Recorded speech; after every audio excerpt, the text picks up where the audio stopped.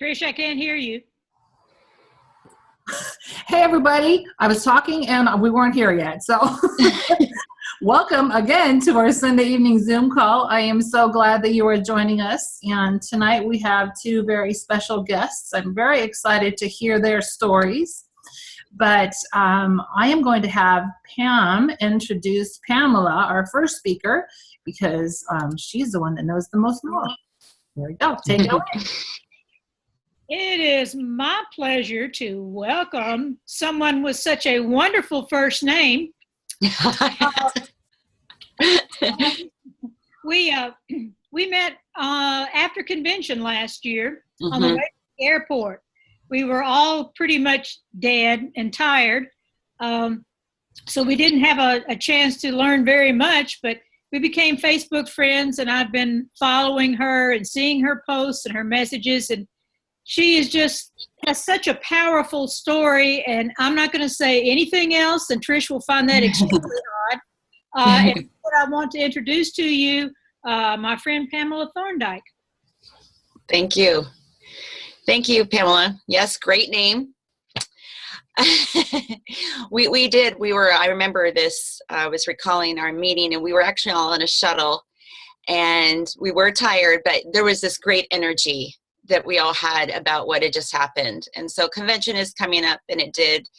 I want to share that how great that is to meet people, to really get the big picture of our company.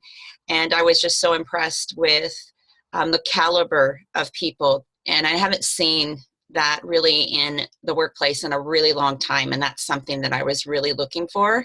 And just to see people truly care about one another. And I think they said at the meeting house, the hotel, they were saying to Dr. A, like, who are you people? Because we just came in with this great energy. And so I think that says a lot about the kind of people we are. And we're definitely the builders and the positive people to add into the world. So I think if you are looking at this from the outside in, even if you're just friends with somebody that's a coach, you can learn so much just from how they're living their life and their positive energy. And we truly have a heart to serve. And so really that's the kind of the only prerequisite is if you care about people, you can do this. So I'm flattered that you thought of me and have been following me. And I do have people say that they stalk me on Facebook that I actually just meet for the first time and they know so much about me. So it's neat that I'm making an impact, and I really never quite planned to do that, but as the nature of my life and the things that have happened, I realized that I have a greater purpose, and this has been a really great piece for me to develop my story and to share it. So I'll kind of just start a little bit about myself. I'm a middle child of 7, and my mom and sisters and other people are on here, and so that's really great to have their support and encouragement, but also that my example, I was the first one to be introduced to Take Shape, that the ripple effect, you don't know what the ripple effect is going to be, and in just my way of getting healthy, it ended up affecting a lot of people in my family, and I'll talk about that in a moment. Basically, my story kind of started around the time I was real young, 14. You don't think that when your daughter's starting to date, and it was group dating, it was chaperoned, you don't think you're going to fall into the person that you're going to be with. But that's what happened with me. And I really didn't know a whole lot about dating or what was a healthy relationship or what's appropriate behavior. And I look back and there really wasn't a lot of education about that. And I see what the girls are in today's world and how social media and everything has changed. And I think the problem has just gotten worse. So that is really something I'm close to my heart, and I'll talk about that in a minute. But I did not realize I was in an abusive relationship. To me, that was somebody who was being hit, and I wasn't hit, but early on now I look back on the relationship, there was times we got kind of physical shoving and pushing and things like that, and disagreements, but they learn where they can push you, and so eventually that went away. But the emotional abuse and the controlling and physical, the emotional and mental control has so much more long-standing damage. And we were married for 24 years. We had 4 children together, and he was very, very controlling. He pushed our kids very extremely hard in sports and really lived through them. And I saw this was unhealthy and was very in tune and close to my children. And so over time, he really tried to break the bonds between our relationship. And the times that I fought with him, it was really about standing up for the kids. What I didn't realize is there was a lot going on when I wasn't around. So he was even worse. It would make the kids clean the house but just be really overbearing and strong and physical. And it was just really hard when you can't leave. Can't leave and trust your kids with your spouse, the father. So I knew all this was going on. I always just thought he had an anger management problem, and it would flare up and get bad, and relationship cycle. And I just didn't really, I just made a lot of excuses. So over time, things developed, but he actually became more, I'd see it as mentally ill. My daughter was about 13, 14, and I thought she had the signs of an eating disorder. I worked at a hospital, and we had a therapist come in, and a child had just died of an eating disorder. So they were training us on this, and they also trained on some mental illness aspects. And what I thought was learning about eating disorder, he was actually describing many of the mental pieces that were actually my husband. And I thought, oh my goodness, when I heard all this, I'm with somebody who's mentally ill. This is what I'm dealing with. It's not just anger. It's not just this. But having that information led me to go to websites and find research. And I can't tell you how much that research and just information and not finding you're the only one, and you see other people's stories, that was hugely helpful for me. So as I'm driving to this appointment that my daughter doesn't know about, I made an appointment with her to see a specialist. She opens up and tells me that her dad had been sexually abusive with her. And I'm driving and in shock. And my mind just was racing all these things. I knew if she disclosed this to the counselor, a whole bunch of things were going to happen. And we had already had some reports of CPS because he had actually had a history with his sisters, and they put a report in when they started to see some signs with our children. Now, our 4th child, he was mainly her caregiver, and there was about 8 years difference. But I knew there was something wrong with her from very early on, just her behaviors and habits. And I think that's the thing we need to learn too, is as women to really trust our intuition and our instincts. And so finally I went to the doctor with this big long list, and he said, you need to listen to yourself, that you need to trust that. So as I'm putting all this stuff together, I'm realizing this mess that I'm in, that I think is a marriage, and I'm with somebody mentally ill, is now expanded to my children in sexual abuse. And when I got to the piece of that this affected my youngest, I really had kind of a mental breakdown, and was in a bathroom and could not function. And I was lying on the floor sobbing for hours, and I'm telling myself in my head, you got to get up, you got to do something. And I didn't know what to do, but I just couldn't handle the pain. So I drove myself to a hospital and talked to, they actually didn't even know I couldn't even speak. I was so emotional. And so I asked for a social worker, and just being able to talk to somebody about it made me realize, okay, I can get this out. I can move on. What's my next steps? What I didn't realize, he had been stalking me. He broke into my phone and set up passwords so that he could retrieve messages. And the police had already been involved with CPS, and the girls had already been interviewed. And he was in the hopes that he was going to be able to do some outpatient treatment, and was still trying to see me. I got a restraining order, and it's just a kind of a long ordeal, but it ended up that he showed up my work at the hospital. A whole wing was shut down.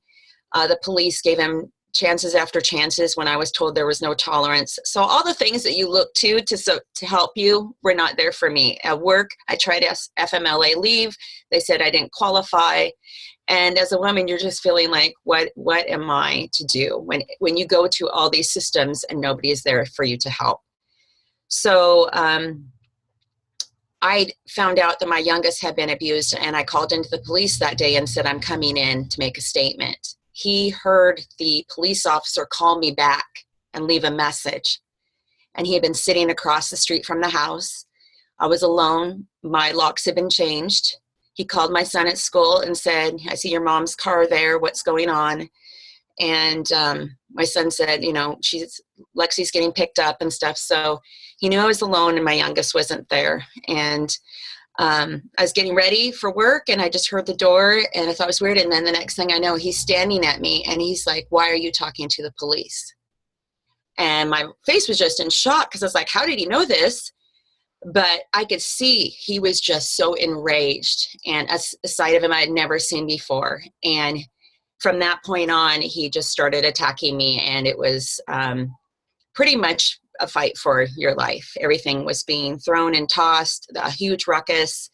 We lived with an apartment with a neighbor upstairs, and he got me down to where I was backwards over the toilet with his hands around my throat, and I knew I was going to die. And the only thing I could think of was my kids coming in and finding me like that. And something inside me said, I've got to do something. So I was able to get my hands up around underneath my throat enough to speak.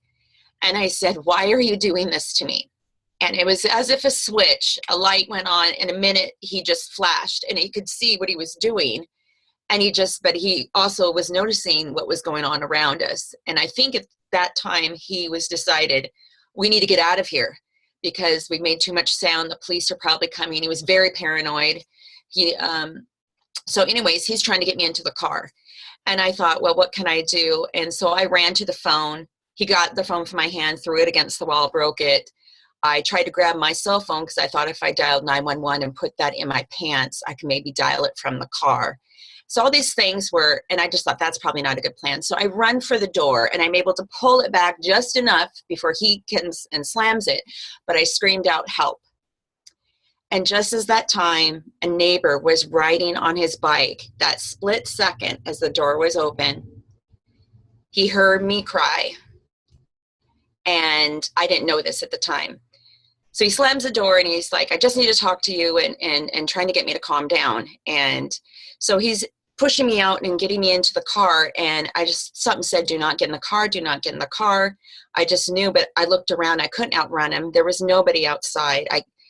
I just didn't know what to do. So as I'm getting in the car and he's just starting to leave my side, I look over at the corner of my eye and I see my neighbor on his bike with a sheet of white.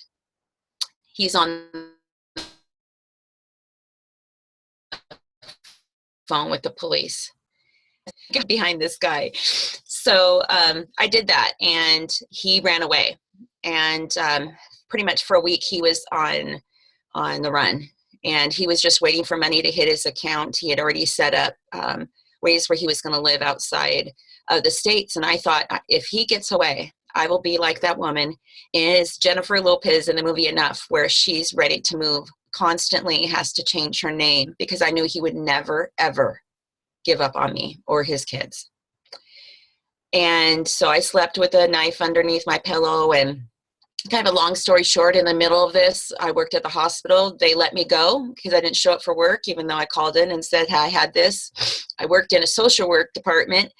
And the Masterworks social worker was like, we're done with you. And I said, you don't know what's going on. We had police all over the city trying to get my kids at different schools because he had talked about taking the kids. So in the middle of this, he's on the run. And I show up we were in a safe house on the weekend. We show up for work on Monday. And because I was so terrified of losing my job. And I knew that there was no way he's gone now. He's out of the picture. How am I going to pay the bills? And so anyways, they show up and HR pulls me in and says, well, we need to talk to you. And so they said, we're done with this. You need to find a new job within 30 days. And I had PTSD so bad. My hands constantly shook. I couldn't sleep. Any sound was just, I thought, how am I ever going to be normal again? And the interesting story why I bring up the work piece is because part of domestic violence is the preying on women for the financial aspect. They cause such havoc that they make them dependent on them for their means of support. They cause problems at their jobs. Many times they can't keep employment. They're not able to advance themselves to have skills to support themselves. And so a friend had heard this story, and she had referred me to an attorney who wanted to help me. And we actually went into arbitration with my employer, who had no idea that this was going on because my boss had not been telling them. And I fought to change their domestic violence policy. And I was able to, with the largest employer of Whatcom County, change the future for women that went through this so that the same thing that happened to me would not happen to them. And part of that policy was that I was going to speak to them so that they could hear it from me, because it's different. Somebody saying as a CEO, this is our new policy, versus hearing it from somebody who lived it. And I did not look like the stereotypical battered woman, if there is one, but a lot of people had no idea what was going on. I was very professional. I kept most of my home life very separate. So my whole life was pretty much around this nightmare. And the thing is when you're with somebody like this, to deal with this kind of abuse, I really used food. I thought I had anxiety, and of course I did have anxiety, but I really used food to numb my feelings.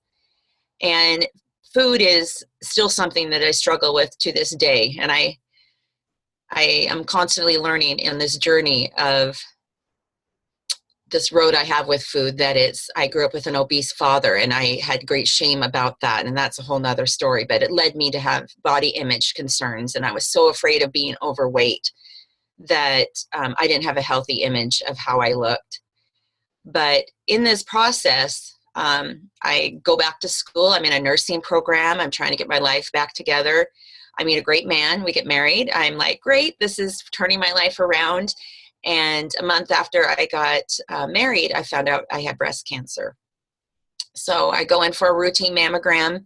My great-grandmother, by the way, had passed away from breast cancer. So it had always been on my radar. I went for early detections and never even had any ones that even came back. I guess some people can have ones that look worrisome. I never had, always a clean one. So just had it done, didn't even think anything of it.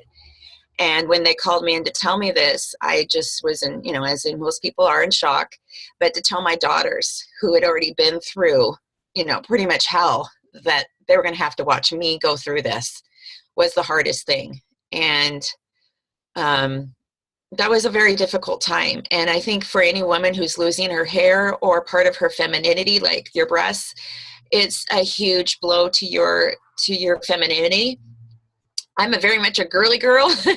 So not only losing my hair, but my brows, my eyelashes, my nails, all these symptoms, they first thought it was small, and then they found out that it actually was a rare aggressive form of cancer.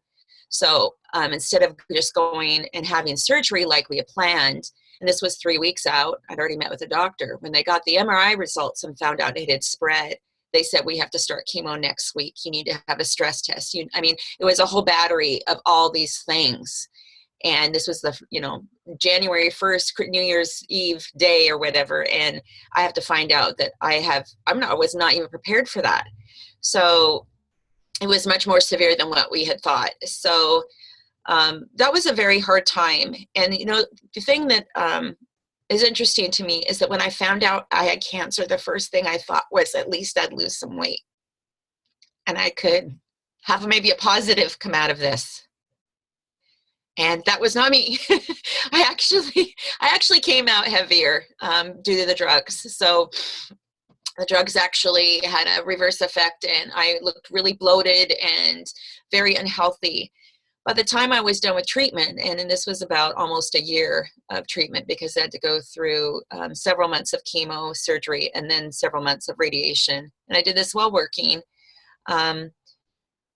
I came out, and the last appointment the doctor said is, you need to get healthy and you need to get the weight off. Weight has a huge predetermining factor when you look at prevention with cancer.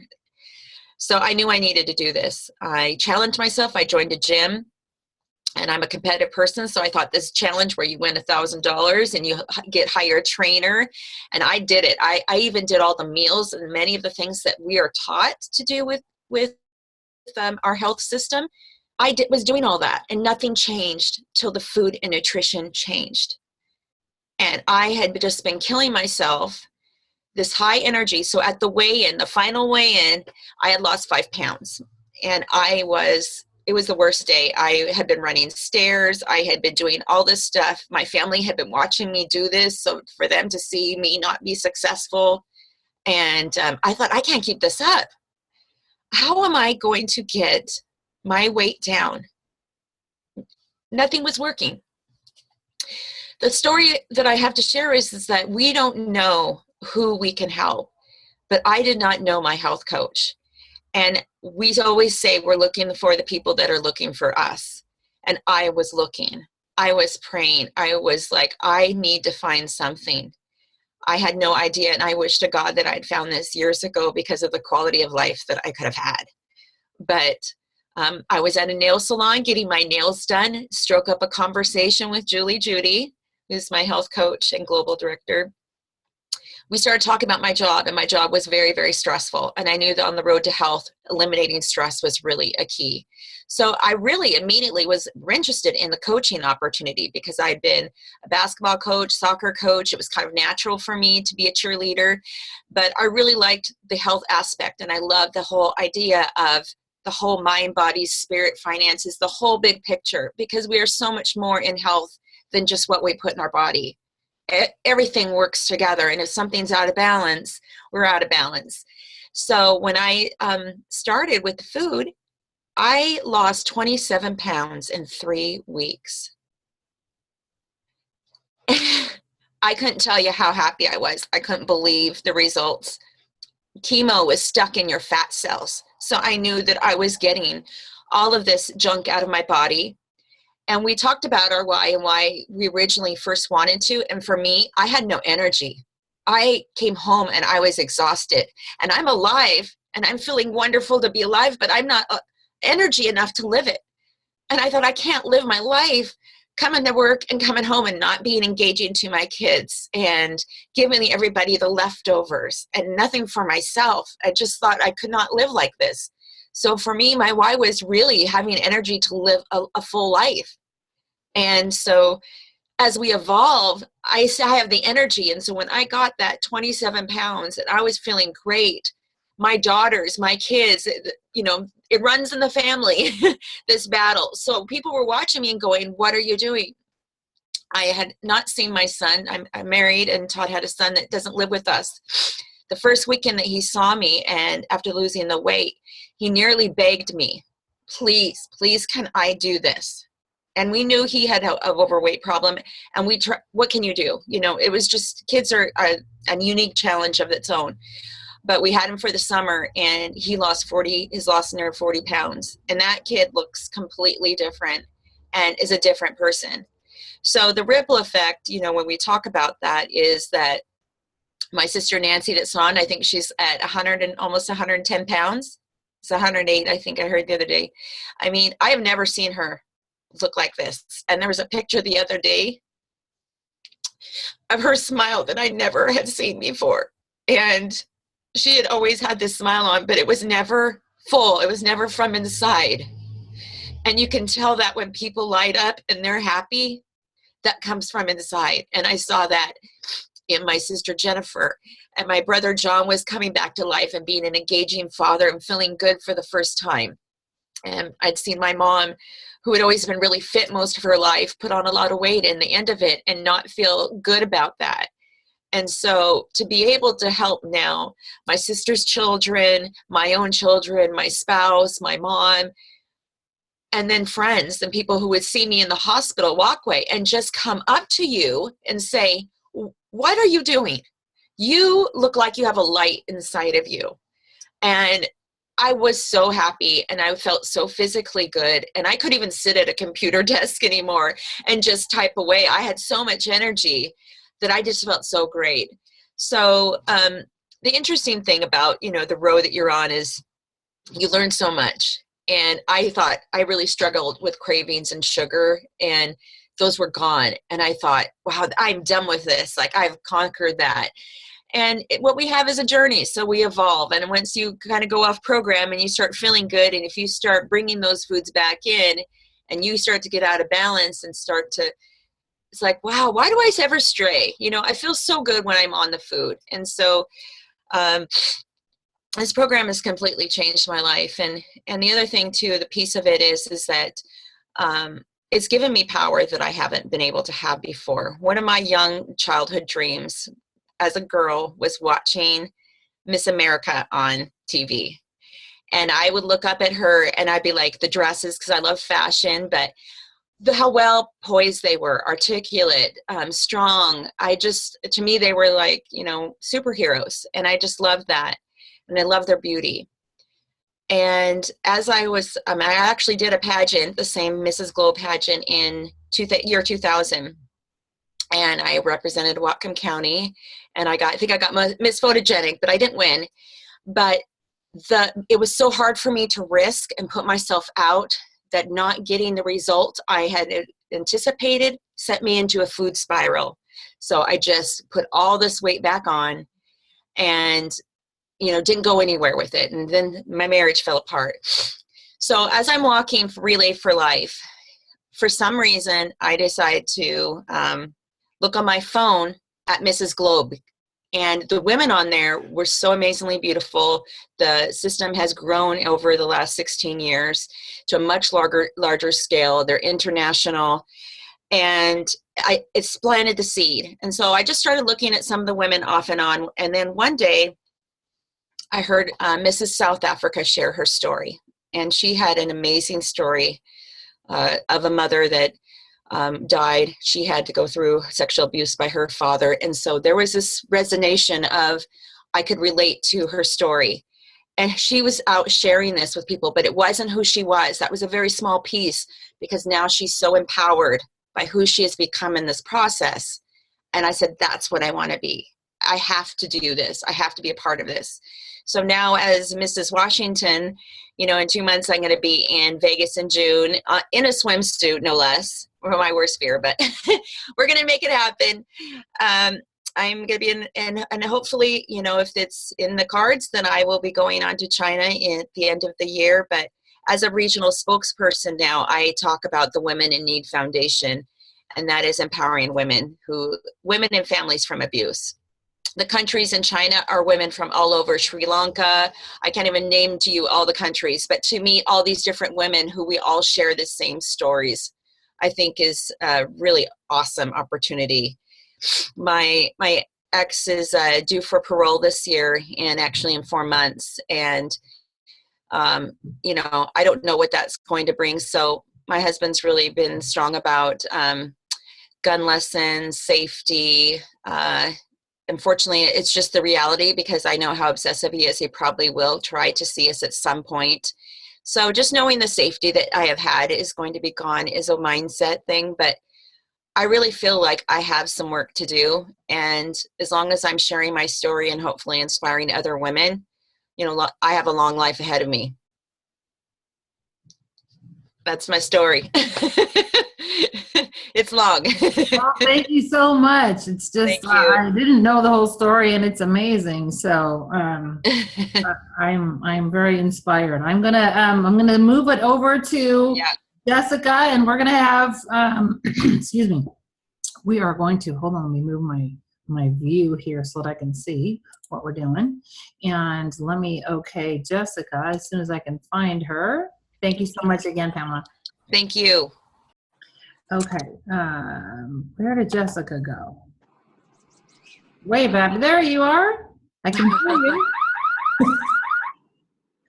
All right. Is that you in the parking lot? Yes, I'm coming to you from the parking lot. We've been out running some errands. Hey, thank you so much for thinking of me and having me on tonight with all of you. You met me when I was super excited in Baltimore and also a little panicked at the same time. Had my little guy with me, and just, there were some circumstances. I got to leave him with a friend, and it all worked out great, but it was funny the way that we met. And it was awesome that you were just like all talkative, because you helped me be distracted that my little baby was with my friend and not in my arms. But, you know, that's mostly what my story is about, is my kids. From the very beginning, I always have struggled with my weight. It's been high, and I was always the biggest kid all through school. I was probably the biggest one in each school picture that I can remember. And it always bothered me. I didn't know what to do about it. I didn't participate in any extra activities. When it came to school, I wouldn't go to any of the dances. I wouldn't try out for sports. I thought, I'm going to make a fool of myself. Let's not even go there. So I just really stuck with the academics. But at the same time, I felt like I was really missing out. But not knowing what to do, I just kind of succumbed to, well, I guess this is just what I have to work with, so I'll just work with this. And I grew up in a family where my parents used food to smooth things out a lot. I don't know if any of you can relate to that, but, you know, if you have a really lousy day, you use food to make it a little better. If you have a really great day, you use food to celebrate. So my relationship with food was really distorted.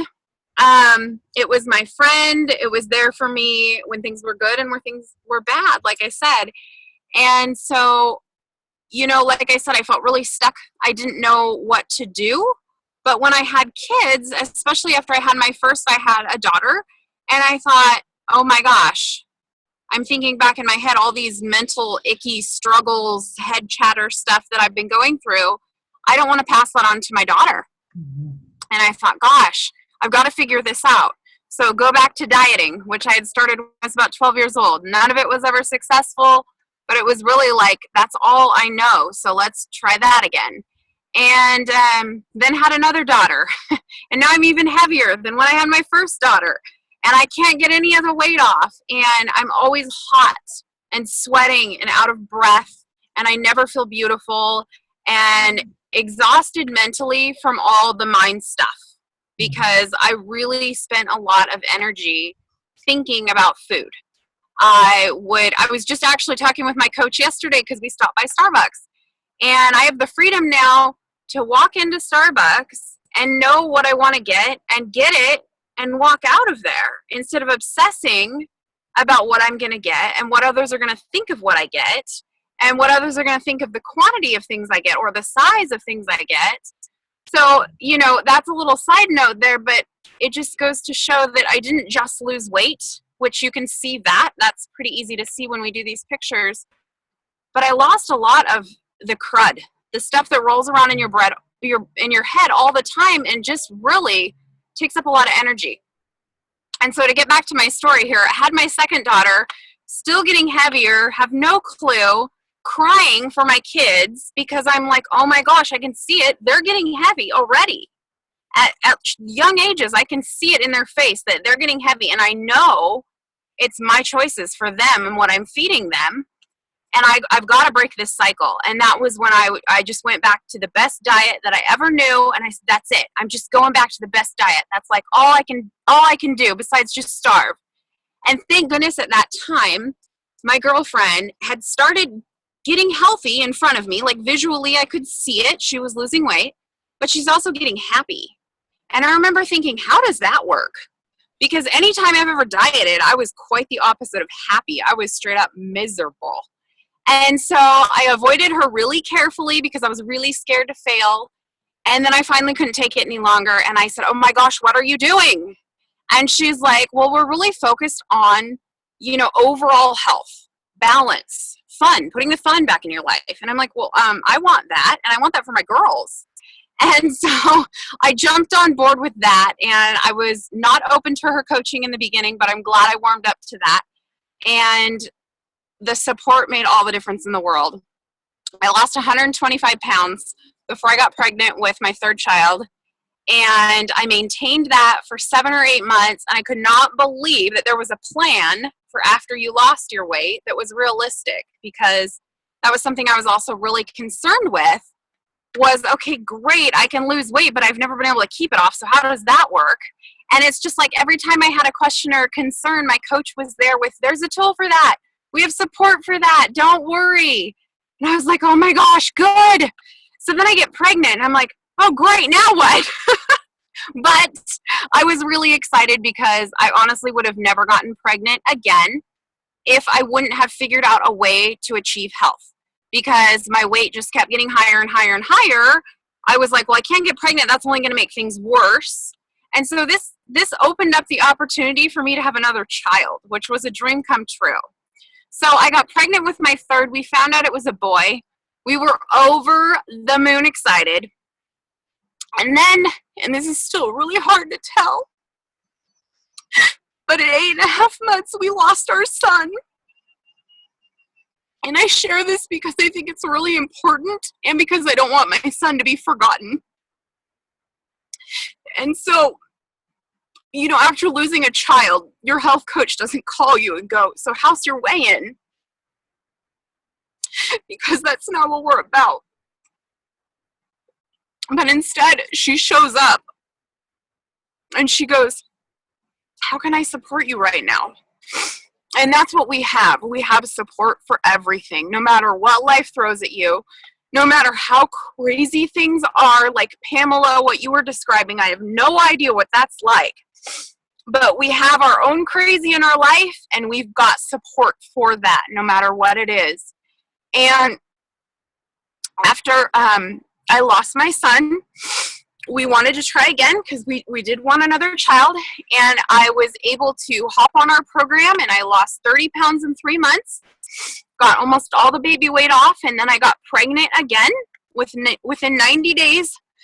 And so 2 years solid of being pregnant. Oh boy, that's a lot on your body. And then we had another son almost a year later to the date. And I've lost 40 pounds since we've had him, and he just turned 6 months. And my life is more full and has more good and more happy in it than anything I could have ever wished for.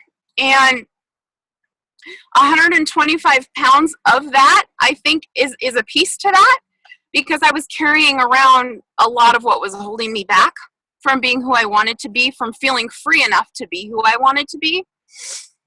And I'm grateful for the weight loss. And it's hard to think of. I couldn't believe, Trisha, when you posted this, it said loses 196 pounds. And I'm like, wow, who is that? And I'm like, oh yeah, I guess cumulatively that was me. So anyways, you know, it's fantastic what we have our hands on. If there's any weight that you want to lose, hey, we've got that part in the bag. It's really simple. You feel really, really good. But what we have that people might not understand is this all-loving, non-judgmental support. You know, you always have somebody to lean into if things get crazy. You know, you have somebody to celebrate with when things are exciting. And moving forward, what I am most excited about is sharing this with other people that felt stuck like me, with other people that would look in the mirror in the morning, but not really look in the mirror. You know how you check to make sure things are in order, but you're not really looking in the mirror, because the reality of looking in the mirror is too much. And I lived in that space for a really long time. And just all the freedom that helping myself and saying yes to health day in and day out and being consistent, what I've been able to pass on to my children, and now the beautiful strangers that I've met that are now my best friends and that encourage me right back. This is so different than what I expected the first day that I started, and I truly was convinced I was just starting another diet. I had no idea what I was in for. And just to be able to share what I've been through and hear from other people, it just pushes you and it encourages you. And I feel like it just charges my battery, because we're all in this together.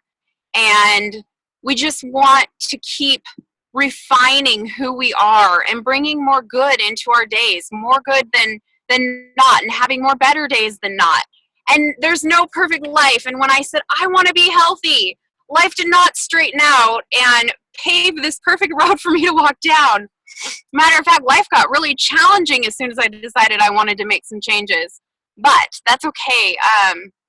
All these lessons that I've learned along the way have made me who I am today, and I'm really proud of who I've become today and the example that I can set for my kids without saying anything, but just the daily steps that I do. So that's my story, but thank you for having me on here and for you guys listening and letting me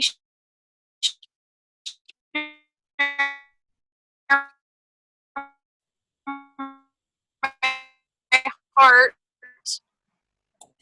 Thank you so much for sharing your heart. I am just blown away by both of you ladies, and I love, love, love your story. You made us all cry, both of you. And I find it fascinating that at least in our client group, this week's Habit of Health is all about support. How amazing is that? And you just don't get any better than this. And so if you love this call, then I encourage you to come on back every single Sunday night, because we do this every Sunday night. And it's like you said, it's not about the food, people. It's so not about the food. It is a little bit, but really it isn't. So thank you so much. And I am glad you're here, and come on back. And we love having you. Thank you so much for sharing your story. I will post the playback link, and it'll be in the event. Okay. Have a great week.